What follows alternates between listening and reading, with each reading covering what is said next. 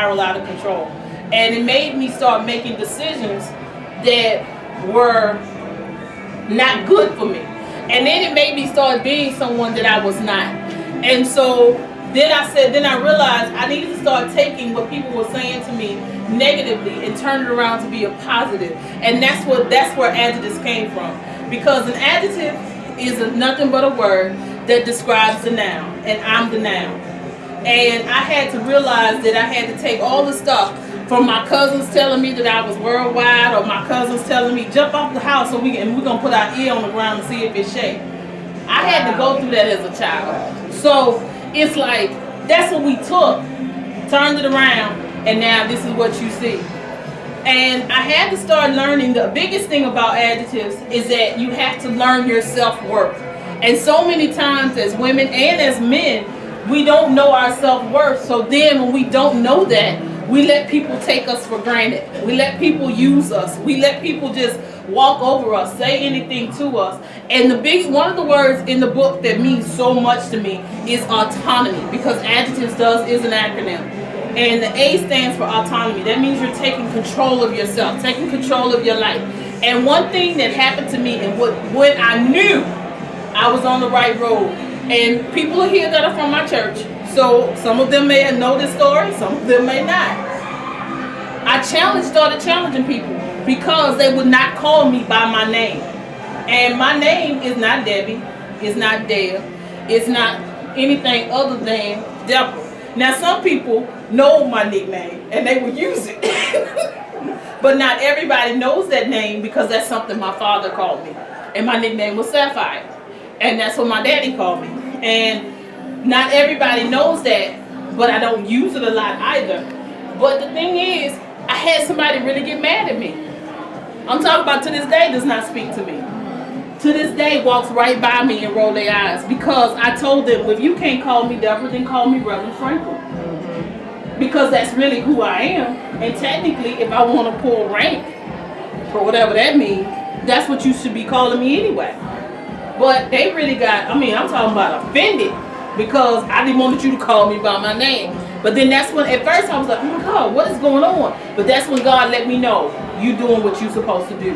Because only the devil is going to get mad when you doing what you're supposed to do and what you've been called to do and what you've been anointed to do. So when I started making people mad over little stuff, then I said, oh, okay. Especially when it wasn't nothing for them.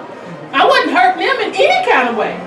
But when you start to take autonomy of your life, and that's even learning, and that's even a part of learning your self-worth.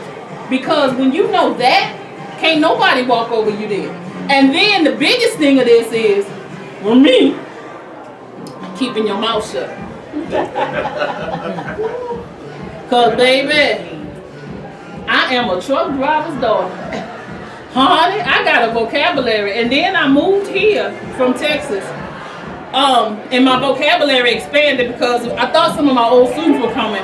And they would tell you, no, we had to teach Miss Franklin how to cuss. Because she didn't know how.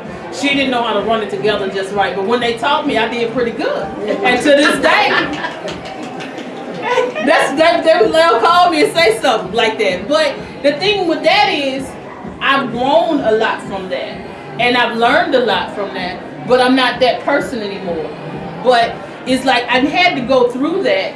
And even getting into this situation, I know who I can pull out when you come at me. But I went through a whole period, at least 2 years, where I sat in BOE. I have a witness.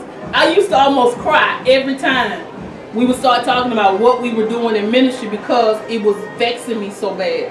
It was such a burden on me because it wasn't what I was called to do. And it was like I felt like I was being pushed into something that wasn't for me.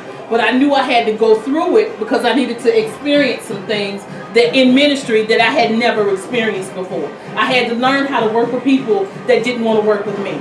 I had to learn how to talk to people that didn't want to talk to me. I had to learn how to develop things that I had never developed before. But it got done. And they knew anytime that I was over something that it was gonna be major. Like we had a carnival. It was like to this day, can't nobody figure out how we pulled that carnival off or had what we had. But it was done. So, and that's all I'm saying. When you start to find yourself and know who you are, then doors start to open. And then even in my silence, and trust me, it wasn't an easy silence. It was a suffering silence because I was crying, and I'm not a crier until something else go on. I'm not the emotional type of chick. I'm not mushy. I'm not touchy feely. I'm not gonna sit up there and just break down in the middle of something. But it's not me. So if you ever see me in a highly emotional state, you know I don't cross the line. Something is really going on. So when we look at that, and I look at all of what I had to endure, that's what has gotten me to this. Doors have started to open. I now have a publicist. If you saw the original book is still the same book, but we changed the cover to make it more marketable, and I really love this cover. Honestly, that first cover, I hated it. Because I didn't want my picture on it. It took a lot for me to sit up and even take these pictures because I'm not a picture taker. When I look in the mirror, I don't see what everybody else sees. So it takes a lot for me to get to what y'all see. Because I'm the one like, we ain't done yet? They done took 2 pictures and they testing the lights and I'm thinking I'm done. But that's not, because it's not me, it's not who I am, but I'm changing. They fuss at me all the time talking about, well, we got to put your picture up, we got to put this up. I said, why? Because I'm used to being the cheerleader. But it's only so long that you can be the cheerleader, because now I've realized that I need to now be the quarterback. I need to start making the plays in order to start going down the field the way I want to go. So doors have started to open. Like I said, I have a publicist. We were in Milwaukee in January, which was an awesome time. We're getting some calls to do some other things. I will now be a talk show host. Yes! We'll be taping the pilot in March. And trust me, as soon as I know what's going on, look, everybody gonna know. Y'all better log in right now because I need all the numbers, because you know it's all about numbers. And so we're gonna be taping the pilot. They're gonna be shopping the pilot, and they have some really big things. And the cool thing, the name of the show is The T, and the executive producer is the producer of Harlem Book Festival, which is really cool. So there is some credibility to it.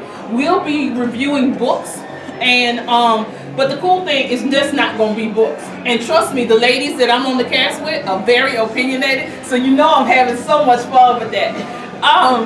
And we're going to be talking about pop culture as well as other things. So it'll be set kind of like The View, kind of like The Talk kind of situation, but it's going to be cool because you already know I'm going to be cracking jokes on stuff. And I can't wait to give my opinion on things. Yeah, especially this first book. Woo! It was a doozy. But I want you to look into your bag. Everybody should have a drawstring bag in there. Y'all ain't got no bag? Y'all ain't got a bag? Go get your bag. You need your little stuff that's in your bag. Y'all got bags? Y'all been working so hard. Y'all need to get a bag. That's hilarious. All right, what I want you to do is I want you to look into that bag. And if you notice in that bag, you got Hershey Kisses and you have Godiva.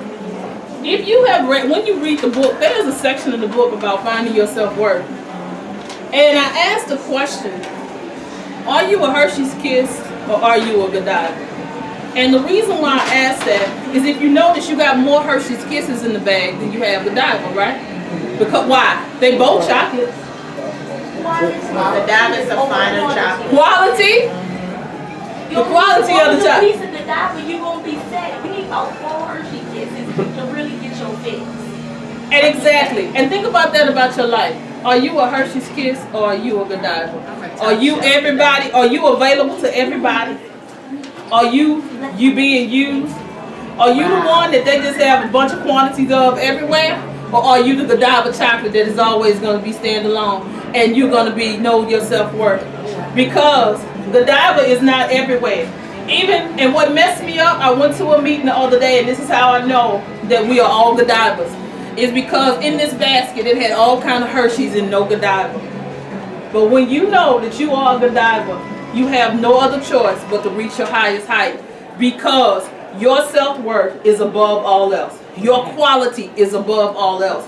You may still be chocolate like Hershey's, but you're mixed a different way. You're taken care of a different way. You're packaged a different way. You carry yourself a different way. You don't even melt the same. Ah, I love it. Right. I love it. Know that you don't even melt the same if you're a Godiva, because Godiva sweats, it don't melt. If you notice. And then just think about that in your life. They always say never let them see you sweat, never let them see you melt.